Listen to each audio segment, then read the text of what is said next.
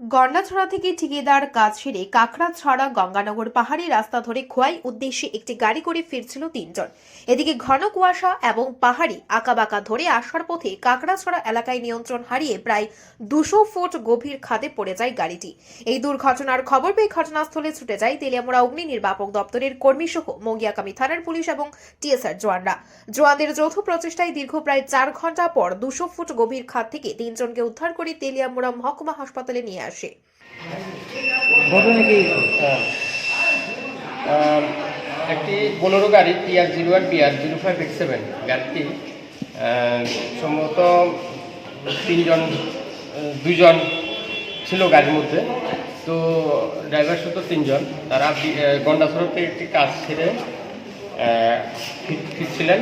তখন কাকড়াছড়া নামক একটা জায়গাতে গাড়িটা রাস্তা থেকে অনেক নিচে নোংরাতে পড়ে যায়। ফলে গাড়ির মধ্যে ড্রাইভার শুধু তিনজন, এরা গুরুতর আহত হয়। তখন আমরা যাই, আমরা ফায়ার সার্ভিস এবং টিএসআর ক্যাম্প ছিল সঙ্গে। তো আমরা সবাই মিলে তাদেরকে উদ্ধার করি এবং তেলিয়ামুড়া হাসপাতালে নিয়ে এসেছি। এখন তিনজনকে জীবিত রেফার করা হয়েছে। তাদের নাম কি? তাদের নাম হরিকৃষ্ণ ভূমি, চয়ন দাস এবং অশোক দ্বীপ। তারা কি কাজ করতে? তারা মনে হয় সার্ভে করতে গেছিল বিএসএফ ক্যাম্প গন্ডাছড়াতে।